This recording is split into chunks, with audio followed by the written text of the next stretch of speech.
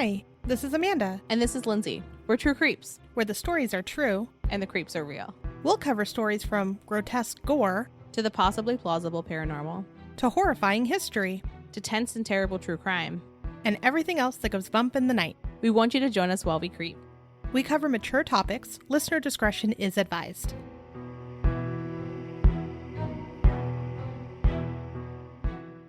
Hey everybody, to celebrate Christmas, which is today, we thought we'd share some Christmas monsters with you. Some of our favorites. Most of these I didn't know existed, and now I feel like I was born in the wrong country because they're having way more fun than we are. I was looking this up and I typed in Christmas monsters into the Google machine, and then I was like, oh, this isn't Krampus, and got very excited about all of the very violent women. Yeah, and I'm surprised that a lot of people tell their children about these. Yeah. I love it. Yeah. It's a vibe. It's a certain kind, it's like a different Christmas spirit. Like America, we're like, Yeah. buy stuff, eat too much, love each other. And in other countries, they're like, eat, buy new clothes, and you better work as hard as you fucking can. Or else. Or fucking else. And I put those F-bombs in there on purpose because it's real. It's like the second Halloween, and I love it so much. Yeah. And I want to bring second Halloween here. Yeah, it's winter Halloween. And I'm sad because we don't have a winter Halloween. Yet. And I feel like we've been bamboozled. Yeah. So this is like dark Christmas. This is what I want. This is the beginning of winter Halloween for everyone that listens. So our first fantastic, scary Christmas figure is named Frau Perchta, and she goes by many, many, many different names, and lots of them have different meanings based off of what part of her history you're looking at. She started out as something called the Bright One, and then slowly became the scary Christmas monster. The folklore is from Austria, particularly from Salzburg and the Alpine region. So throughout her history, she was known as many, many different names, like I said, and some of them you may be reading certain Christmas things thinking you're reading about another figure, but it's actually just her again. So again, her name was Frau Perchta, Frau Perched. Frau Post, Peta. Peta Baba, Perched. Birched. Birchta. And Birchta, I feel like, had more information overall, Yeah. and that's one of the older names. Yeah. Bertha. And Hulda. So not all of them even match, but she's known by many different things. And it's because some of her roots can be found in various different origins and other goddesses too. It's commonly believed that her roots are ancient Germanic. Some believe she was actually worshipped by ancient Alpine Celtic tribes before Germanic tribes. So she could be much, much older. So like I mentioned, Birchta, you can find a lot of information on too, and it's the same person that you're researching. So Birchta is another version of a Germanic goddess Hulda. So both names are used interchangeably in German folklore. So some of her elements are still in German traditions. One being, they say Birchta shakes out her feather bed, and that creates the first snowfall each year in Germany. It's really whimsical. Just very interesting. I think it's similar to like our Groundhog Day. Yeah. I mean, I feel like the American ones are dumb compared to every other countries. We're like, put your pajamas on inside out. What are you talking about?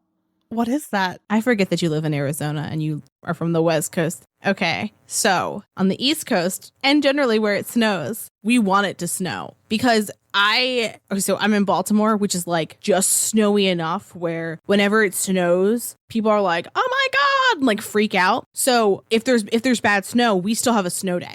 So when you're little, if you want a snow day to happen, one of the things you do is you sleep with your pajamas inside out. Oh, that'll make it snow for sure. Amanda's looking at me like I'm insane. Okay. Yeah, well, for sure. That's definitely it. we know weather doesn't work like that here. So I think it's just like an old wives' tale about the snow, though. It's just a thing to get kids excited about it being snowy. I don't think we have any weird traditions like that here. We just know it's just hot forever. You don't like put your boots on inside out to prevent like a dust storm or something. No. Oh, you know what? I lied. People believe if they wash their cars, it'll rain or a dust storm will happen. She also appears in some of Grimm's fairy tales. There's a tale relating to older middle-aged tales of Perchta and how she would leave everyday items as a reward, such as wood chips, and they would turn to gold for good, hardworking people. So kind of Santa-esque, like leaving something for the good people. I don't know. But she does appear there. So she is in various places. On top of that, some stories of her describe her as having like a goose foot. Yeah. Like an odd shaped foot. Is it just webbed toes? Like it's bigger, I believe. Like they believe that she might have been a shapeshifter, and we'll talk about that in a few minutes. But she often related to like a swan or a goose and like wildlife. And of all the things she chose goose feet. She might have a goose foot, is what I'm trying to say. And so because she was at first very like motherly and well loved by like children and women, she might even be the first version of Mother Goose. And again, we're talking about Christmas monsters. So this is very weird to me that originally she might have been as lovely as Mother Goose. My oh my, I wonder how she could have changed. The same way that a lot of things get changed. The usual suspects. Anyways, so she was a well-loved goddess who protected babies, children, and women. And some of Grimm's writings reflect that Perchta was considered a guide to the afterlife to help the souls of babies and children and then lead them to the afterlife and then possibly, I think, the life after. There's several stories I was able to find, and one of them is about like a woman who's mourning the loss of her little boy, and she sees him, and I picture it as like a ghost along a hillside, and he's following other children, and he's following a woman in a white gown, and she was often talked about being, a woman in all white, or the white woman, or the woman in white. Like there's so many different tales of her. And he runs from the children and he comes up to his mom and says like, "Don't cry for me. I'm safe. And I'm under the white lady's watch." And that's stories of Perchta before. She was just like this loving motherly figure for spirits almost, right? Yeah. And so because of that, she's often, or was often, associated with the cycle of life, death, and rebirth. She would also wear 3 golden keys on a belt, which represented all parts of that cycle. Sometimes she was thought of to have long black hair worn in braids, and a lot of the times, like I mentioned, it was a long white gown. However, in later tales, as she evolved, she turned into essentially like a hag, and she looked disheveled and scary and monstrous. Some even, I think in some of the festivals now, she has like horns. So she went from being like this beautiful motherly figure to this like disgusting, scary thing. And like you said, there's a reason why. As far as like her shape shifting, they think that might be why she had the goose foot. She was also often thought of to have like abilities to protect wildlife. And she was the guardian of beasts. So again, she had like tons of different hats that she wore, right?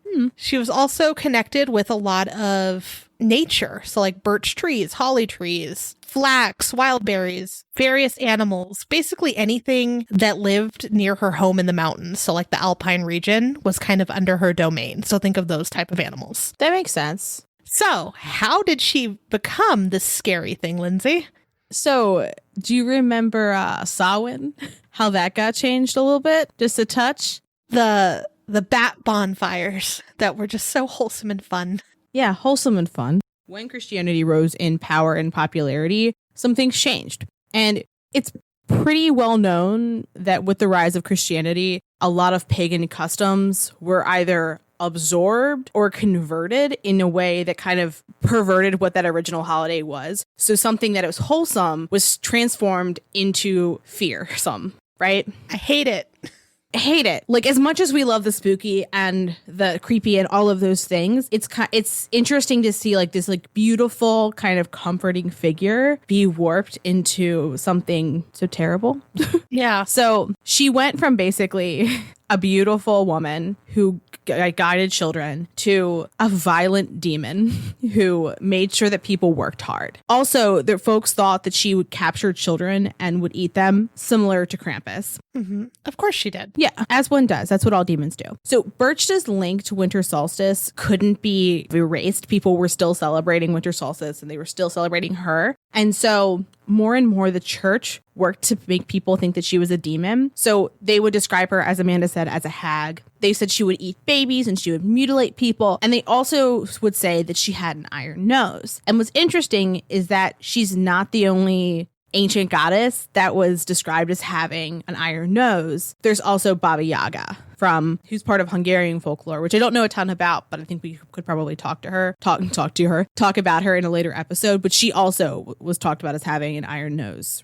Mm-hmm. It's just like a similar path that she was on, where they described her one way and then she was demonized and then turned into the scary hag. So there was even the cult of Perchta, which was outlawed in Bavaria in 1468. So folks would leave offerings to Perchta, or like during like the Christmas time of year, and that was forbidden and documented by church officials in the same century. That's crazy to me. That's crazy. Like, nope, you can't celebrate anything the way that you want to celebrate it. It is wrong, and now it is outlawed. And let's not really celebrate women. Oh, no, they're hags. I mean, yeah, they're virgins or hags. There's no in between. So she was no longer worshipped as she was before. She was also, it was kind of rumored that she was part of what was known as the Wild Hunt, which was a well-known legend in Europe. And in the Wild Hunt, there was all sorts of like ghosts and ghouls and demons and witches that would soar through the skies, and they would collect the souls of the dead, which sounds a lot like something you would hear about Halloween. Mm-hmm. Yeah, I loved it. And some say they were deceased souls, and others say that they were fairies or devils. 10 out of 10 love any type of fairy story. And so some say that she was the leader of the Wild Hunt, and then others say that the Wild Hunt was led by Berchtold or Wotan, and Wotan is the Germanic form of Odin. So today's lore, it's said that how she's seen depends on whether or not she is pleased with the person who's seeing her. If she's pleased with the person that she's seeing because they worked hard or they were a well-behaved child, then she'll appear as a, quote, divine beauty. However, if you haven't worked hard enough or you haven't eaten enough, then she's seen as like this hideous hag.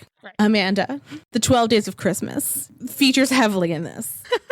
I love it. I love their 12 days. Yeah, it's way better than our weird song. Did you think the 12 Days of Christmas began or ended on Christmas? I thought it ended on Christmas. Same. So I was like, what do you mean it's 12 days after? So first day is Christmas, last day is Epiphany. And interestingly, in America, we celebrate Christmas. I'd never heard of Epiphany. I'm also like, I celebrate some Christian holidays, but I celebrate like the cultural aspect of them, not the religious aspect. Easter is Easter Bunny to me. So Same. Not surprising that I hadn't heard of Epiphany. But in Europe, Epiphany is much more popular, as I had seen during our research. So it's not surprising that we would see more folklore about a different time that's celebrated more in different cultures. So it's thought that Perchta would visit families, and folks were encouraged to leave out savory foods and sweets as offerings to Perchta, in addition to working hard and being well-behaved children. So when we were researching, I got very excited because I typed in Christmas monsters. This comes up and I see Perchta the belly slitter. And I was like, I'm in. Mm-hmm. Like that Rick and Morty meme. Yeah. Son of a bitch, I'm in. And it's like the finger guns. I was like, yeah, that's me. So it's thought that Perchta will slit the bellies of anyone who didn't eat enough on Epiphany. And so she would slit the belly, pull out the innards, and then stuff straw and pebbles inside and leave you as you were. Makes sense. Yeah. If you didn't eat enough. Yeah. When I was reading, I saw, quote, only a full round belly was said to defect her blade. And I was like, aha, the only villain who I'm safe against. And I was very pleased about it. I was like, yes, I am safe. A good work ethic and a round belly. Not I. Anywho, it originally was just they didn't eat enough, belly slip. Then it was they didn't eat enough, or they didn't spin enough flax by the 12th night, belly slit. Then spinning flax became more industrialized. So I believe it was more machinery based. So things were done more quickly. So it warped from like just eating to like eating and having like a really good work ethic, which, okay, interesting evolution. I don't think that it's a bad lesson. Work, but don't. It's a very violent lesson. I think that people should work hard. I don't think that you should split your belly if they don't, or someone else should, but you know what you will. I wonder if we're being too easy on American children. Like maybe we need these traditions and they'll stop being assholes. We just need to threaten them more with weird, scary deaths instead of coal. There needs to be more supernatural things looming against them. The police state of Elf on the Shelf is simply not enough. Nope. Mm-mm. We need Perchta. That's what my sweaters are going to say for Christmas this year. You need Perchta. Can it be, this is so stupid, perched on a perch, and we get, and it's a little hag, and she's sitting from like a little like hanging, you know, like the bird perches that you can get and put them in a cage. It's like a little hag sitting on that, and she's got like a big knife, and she just swings. Yep. Yes. 1,000%. Absolutely. Fuck Elf on a Shelf. We need Birch on a Perch. Toy companies, get on this. Our email's on our website. Just let us know where you need us to be. Copyright True Creeps Podcast 2020. Man, yeah, I would buy that. I mean, honestly, if you like Halloween and you're saying you wouldn't buy that, you're lying about something. Yeah. I wouldn't put the Halloween in Christmas. Yeah, but if you're not a good child, Birch on a Perch is going to come down and slit open your belly and fill you with rocks and shit. That's the box. Rocks, and then it's N shit. Yeah. So children who were unruly were thought to get tossed in her sack and carted off with their legs dangling out as a warning to others. So one of the reasons that I was like, let's do Christmas monsters was because I kept seeing on Facebook a lady Krampus who would take rude men and throw them into a pack because she would take them home and eat them. And I was looking for Lady Krampus. Now, does Lady Krampus exist? Not from what I can see, but there is a movie that I need to watch. It's very important to me. I think there's going to be a Lady Krampus 2 as well, which tells me that the first one was good enough. Good enough. Not good. Good enough. I don't want to set my expectations too high. It's called Lady Krampus. You have expectations on that? Oh, I absolutely do. I mean, I do love a good D-list horror movie, so like the bar is low. But anywho, she's just tossing kids in her backpack and heading on out. She did a lot of weird things. Yeah. So she covered a lot of bases, which I thought was fascinating. So she also had some blessings.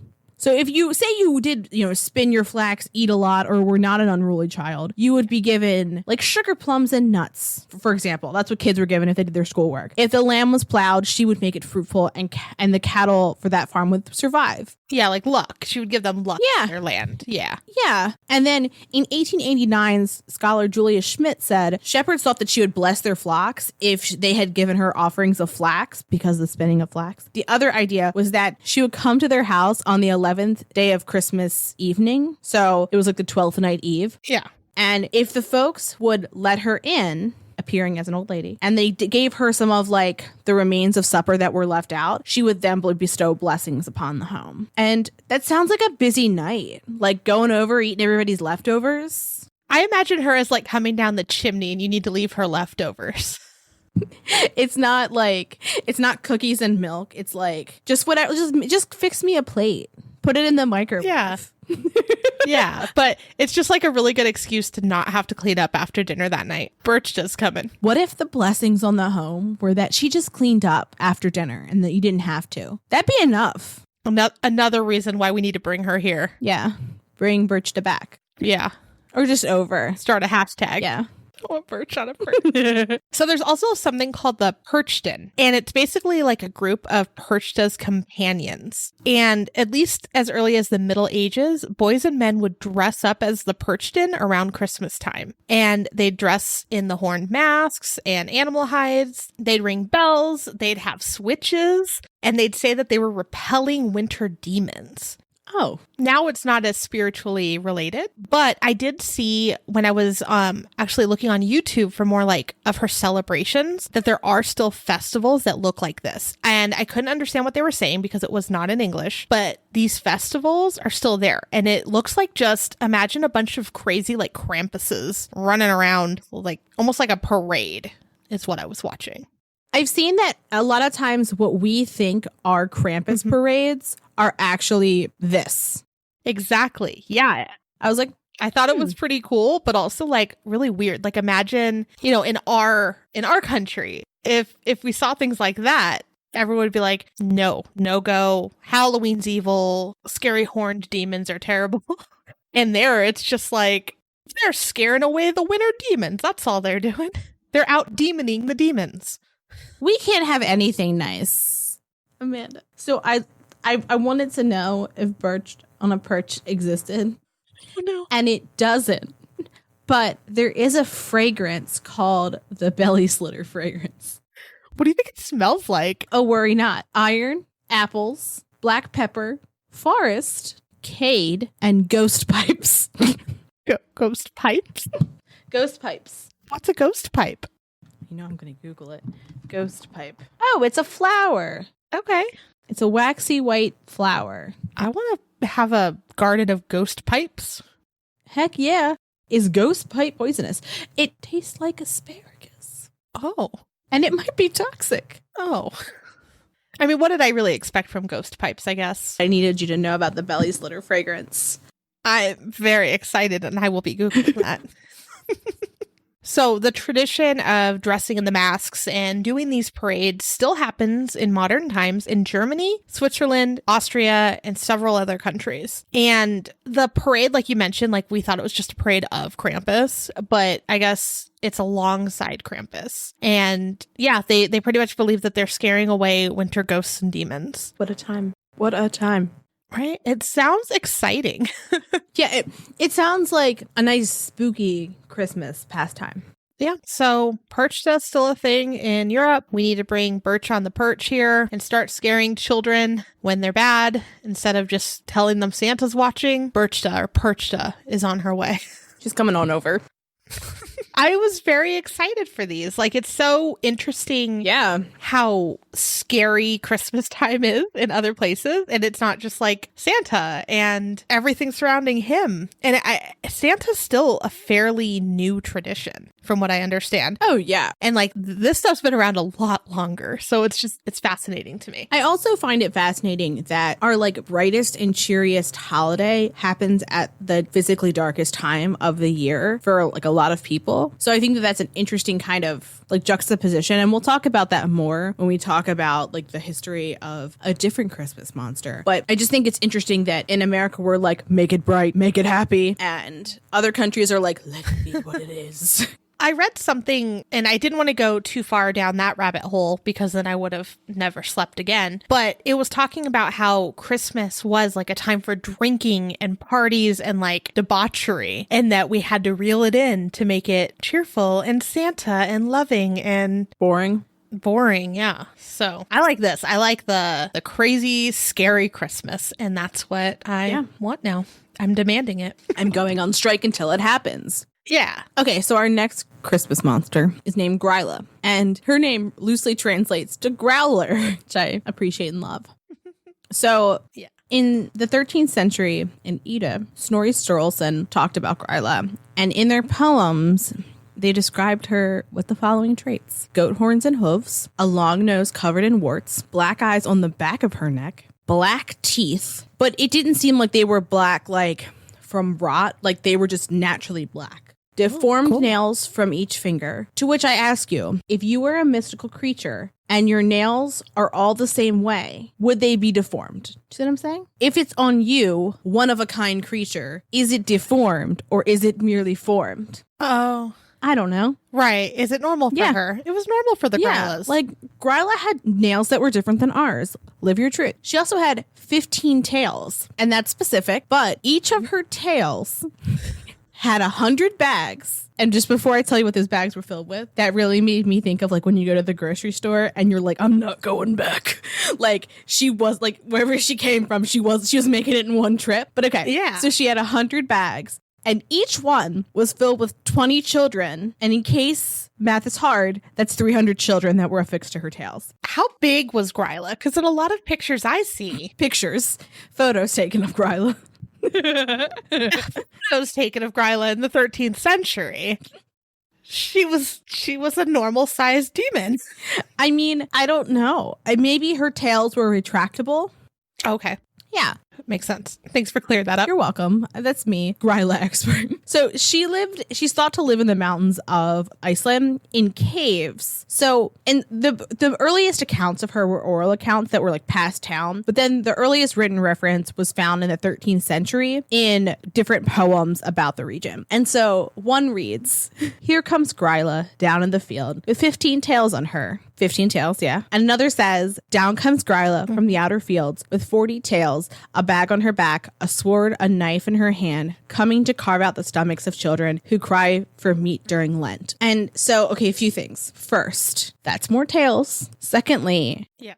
I wonder what color her backpack was. Do you know what I mean? I wonder about so many things about her. I don't know. She's got a lot of accessories. I wonder why all of them thought everything wanted to slit open their belly. It's a very specific attack. That has never gone through my head that demons want to come and slit my belly. But it seems like that was like a Particular concern. yeah. I don't know. So, an interesting note, this one's talking about Lent, and we'll get to it in a little bit, but Gryla wasn't originally associated with Christmas. That comes much later. Yes.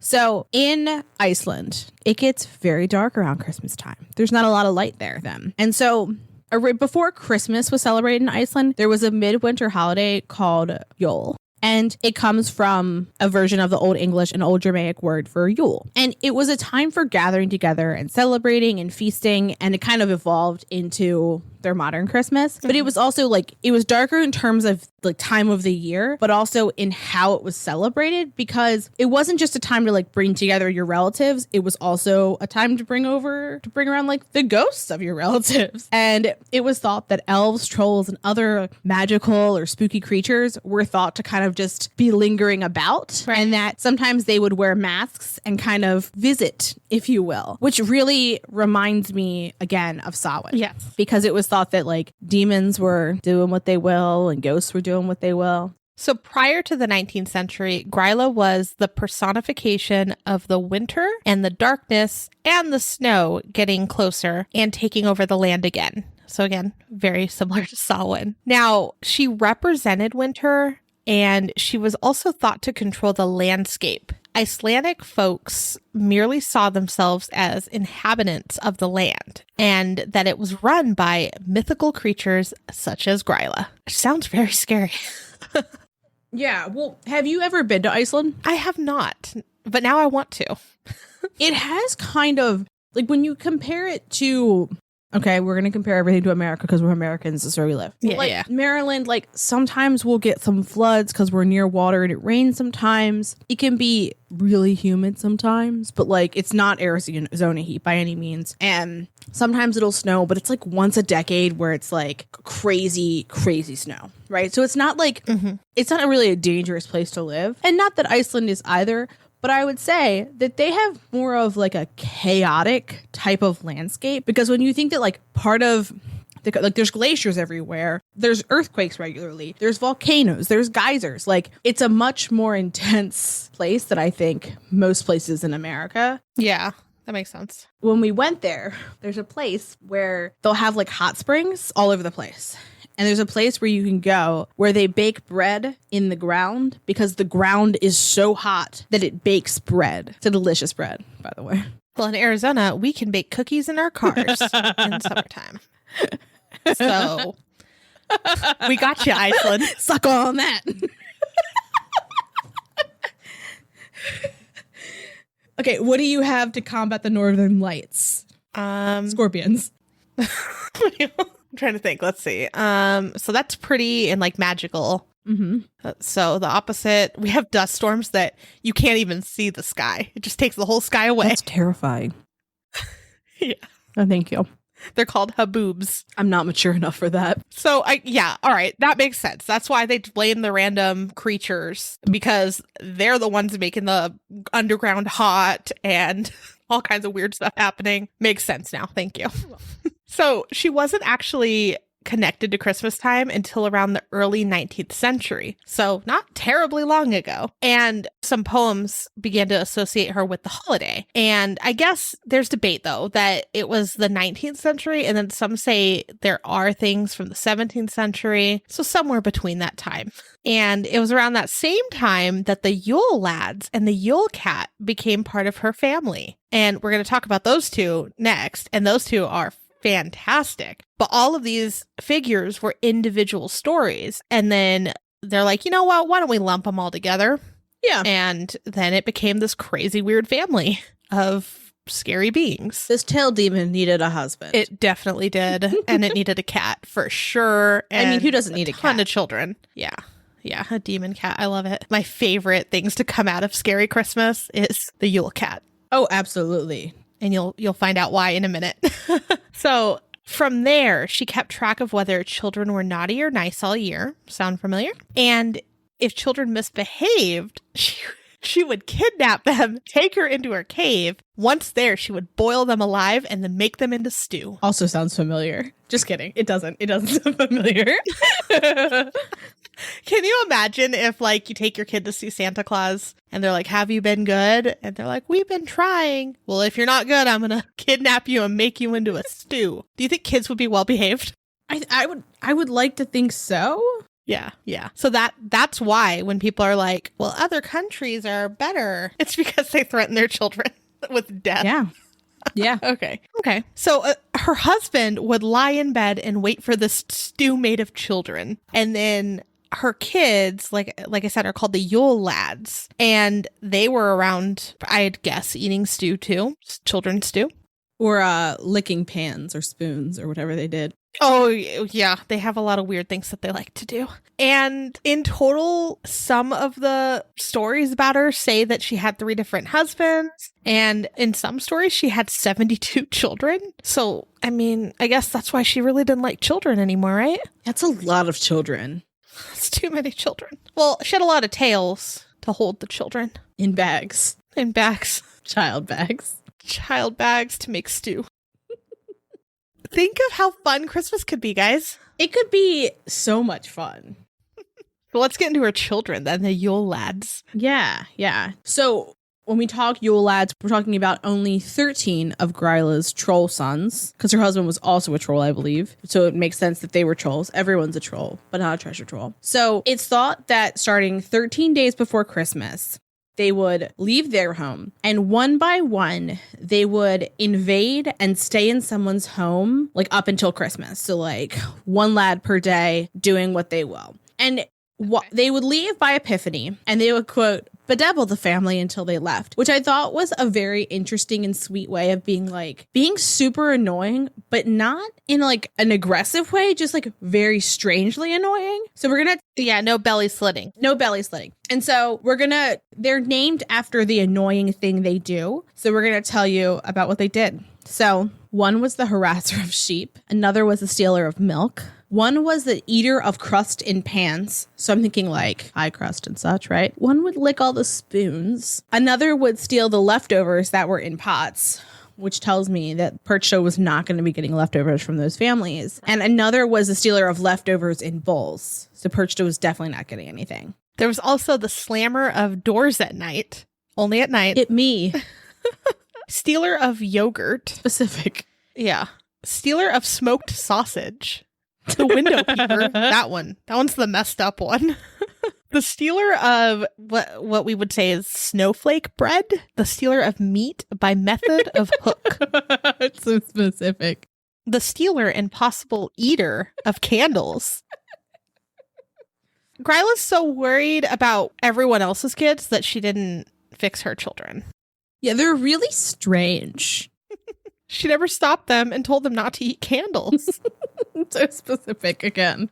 In the 18th century, there was a competition to tell the most gruesome Yule Lad story. It doesn't seem very gruesome, though, all the things I think that people like got progressively worse about like with their stories. Like, yeah. Yeah, so who knows what... I mean, there's a lot of kids. There's 72 in some tales, so maybe they got progressively worse in that sense.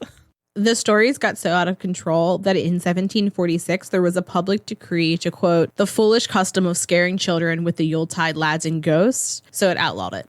They didn't want people to do it anymore. They were like, enough of this. Which is like, can we have any nice things, please? So yeah, I was looking for some of these stories and Amazon actually has some. So there's some newer ones that are like, $10 or so, but there's some older paperback ones that were like $80 to $120. And I kind of want to order some of them. You'll need to check it out. Wow. If you just put Yule Lads in, a bunch of books will come up, and just like the pictures that you can see of some of them are just great. I don't know why, but one of my most favorite pastimes lately is whatever we're talking about, to just like pop it in the old Etsy and see what comes up, like the belly slitter perfume. Well, yeah, everyone needs that. So today, the lads are more like Santa. They leave gifts in children's shoes, which is a pretty popular custom, I believe. Yeah, I think Santa leaves some stuff in shoes too. well, Saint Nick does as well. On St. Nick's Day, which I think is December 6th. Cute. I think that's like a cute little tradition. Yeah. So in the 20th century, as American Christmas and Santa Claus got more popular, there was attempts to, quote unquote, Santify the Yule Lads. And their bellies got bigger. Their troll-like whiskers got a little more bushier, like a beard. And then they also wore the red and white costumes. They also began leaving more gifts rather than, stealing sausages and snacks and leftovers and all of that fun stuff. I find that fascinating and annoying. Right. That just all these awesome stories change. Yeah. Or become too wholesome. They also tried to snuff out Gryla and like the whole family all together to make it into just a character-esque, family-friendly group of people. And from what I'm seeing, it looks like there's just two depictions of them now. There's the crazy troll-like stories, and then now there's also where they're kind of Santified. So both still exist from what I'm seeing online. Troll Santas. Troll Santas, yes. And then their lovely Christmas cat. The Christmas cat, also known as the Yule cat, is the Yule Lads' pet cat, as we talked about. And it first appeared in the 19th century, and it's a black cat who's thought to have razor-like whiskers. So apparently in Iceland, it is a custom to give one another warm clothing. It's also thought that folks should be wearing new clothes around the Christmas time. And so what the Christmas cat does is he stalks and kills on Christmas Eve. And basically, he'll kill anyone, young, old, rich, poor, if you have a hole in your sweater. Or if your clothes just like look a little old. Yeah, they had to be new. And see, that tradition is here too. But it's not that a Christmas cat will kill you. It's that your mom doesn't want to take Christmas pictures of you opening pictures with wholly old PJs. You need new ones so you don't look like that, like you normally look. If you notice, like, kids' PJs are like a big thing around Christmas time. Or I don't know if you've seen like the Christmas Eve baskets where you give them like PJs and a book, or PJs and hot chocolate and things like that. And I wonder, and I have no idea where that tradition came from, I wonder if it stems from the Yule cat. And I hope it does. I love the idea of a Yule cat. I don't love it I don't like that this cat is a little classist. You know what I mean? But like, I wish they had a better target. Like, it was like people who didn't understand the true meaning of Christmas, like something like that, or like people who were like rude or mean, or I don't know, people who yelled at retail employees. Like, that's who the Christmas cat should go after. 100%. Yes. All right. That's our next thing. That's what we're bringing back. The Christmas cat will go after you if you yell at retail employees under any circumstance. Yeah. All year round. The Christmas cat is taking notes. Do you know what a tulpa is? Mm-hmm. Okay. A tulpa is, it's like, okay, it's a mystical being that exists purely because people believe in it. Obviously, this is like a legend. Wait, are you saying the Yule cat doesn't exist? No, I'm saying that our Yule cat could exist by means of being a tulpa because we believed hard enough. Mm-hmm. Yep. I'm going to believe real hard because so hard. If you Google the Yule cat, the pictures are my favorite out of everything I've seen while researching for this episode. And I just put it in Amazon and sweaters exist. Just saying, sweaters of Yule cat exist and they're fantastic and I need all of them. One of the things that I'm sending you for Christmas might be Yule cat related and you're going to love it. And that's all I'll say for now, but I just need you to know. You can, if you have your Kindle, it's free. And there's the Yule Cat, A Christmas Short Story Kindle edition. I mean, as there should be. Well, and Yule Cat can be found in stories, there's books, and Bjork even wrote a Christmas cat song. And we both have listened to this masterpiece now. Yeah, it's not in English. We'll put a link out on Facebook and Instagram and Twitter and all the things. The link we'll give everyone has the song, but it also has it translated. Yep. And there's even poetry, and it's wonderful. Who doesn't want a good little Yule Cat poem? Yeah. So I feel like there are so many Christmas monsters. There's many that we didn't even have time to cover today. But these ones, just understanding the difference between how we see Christmas time and how other countries see Christmas time is fantastic. I love it. I loved learning about it and seeing all these awesome traditions. Yeah, I like the idea that people have to be scared into wearing new sweaters and being decent humans. And maybe we just need to do a little bit more of that on the reg. Also, tell your friends that Yule Cat 2.0 will come for you if you are rude to retail workers. And we're also going to add anyone who works in food service. Fair. Restaurant workers, both. Retail employees, they are carrying everyone right now. Yeah, they really are. We hope you have a very Merry Christmas or just a wonderful December time if you don't celebrate Christmas. Yeah. And we hope that no monsters slit your belly open, no cats eat you, and that you get through the day. Thanks for creeping with us in 2020. Our next new episode will be released on January 8th. See you then.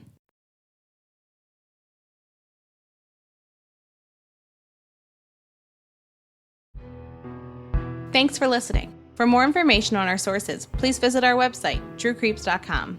If you'd like to follow us on social media, you can follow us on Instagram at TrueCreepsPod, on Facebook at facebook.com/TrueCreepsPod, and on Twitter at TrueCreeps. We'd love for you to keep creeping with us. So if you like this episode, please subscribe, rate, review, and share the show with your fellow creeps.